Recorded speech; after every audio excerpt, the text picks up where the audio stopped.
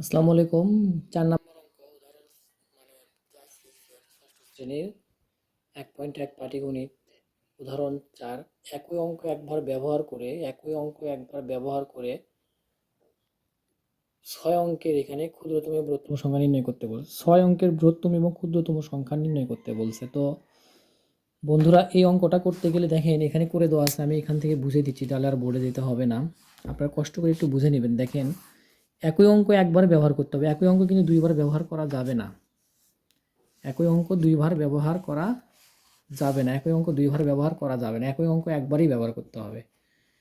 একই অঙ্ক একবারই ব্যবহার করতে হবে, একই অঙ্ক দুইবার ব্যবহার করা যাবে না। তো যাই হোক, সেই জন্য আমাদের লিখতে হবে অঙ্ক পাতনে, লিখতে হবে অঙ্ক পাতনে যে কোনো অবস্থানে, অঙ্ক পাতনে এই জন্য লিখতে হবে অঙ্ক পাতনে যে কোনো অবস্থানে বৃহত্তম অঙ্কের স্থানীয় মান, বৃহত্তম অঙ্কের স্থানীয় মান ক্ষুদ্রতম অঙ্কের স্থানীয় মান অপেক্ষা বড় হবে। আমরা তো তাই জানি, স্থানীয় মান যেটার বড় সেটাই তো বড়। সেই জন্য বলছে বৃহত্তম অঙ্কের স্থানীয় মান ক্ষুদ্রতম অঙ্কের স্থানীয় মান অপেক্ষা বড় হবে।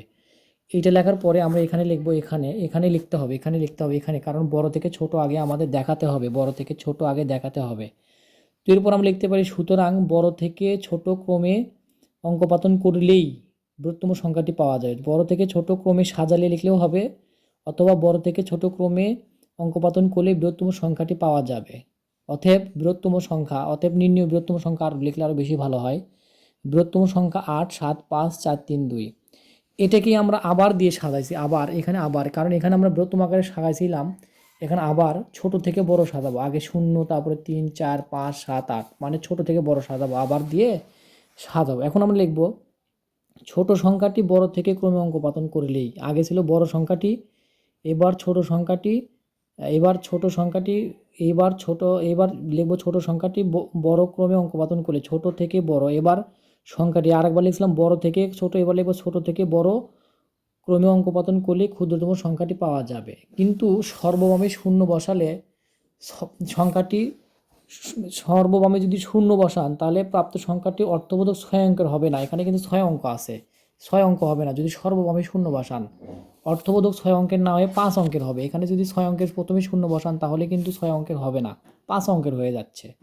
তো এখানে এই কথাটাই বলা আছে, শূন্য বসালে সংখ্যাটি অর্থবোধক ৬ অঙ্কের না হয়ে ৫ অঙ্কের হবে।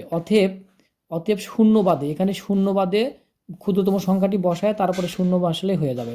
সুতরাং শূন্য বাদে, এখানে দেওয়া আছে শূন্য বাদে ক্ষুদ্রতম অঙ্কটি সর্ববামে লিখে, শূন্য বাদে ক্ষুদ্রতম অঙ্ক সর্ববামে, ক্ষুদ্রতম অঙ্ক কত ৩, তাহলে শূন্য বাদে ক্ষুদ্রতম অঙ্ক সর্ববামে বসিয়ে ৬ অঙ্কের ক্ষুদ্রতম সংখ্যা কিন্তু নির্ণয় করা যাবে। তো এইটা যে কিন্তু এখানে এইভাবেই বলা যায়, শূন্য বাদে ক্ষুদ্রতম অঙ্কটি সর্ববামে লিখে শূন্য সহ অন্যান্য ছোট থেকে বড় ক্রমে সাজানো, অন্যান্য ছোট থেকে বড় ক্রমে সাজালেই ক্ষুদ্রতম সংখ্যাটি পাওয়া যাবে। নির্ণয় ক্ষুদ্রতম সংখ্যা কিন্তু এইটা।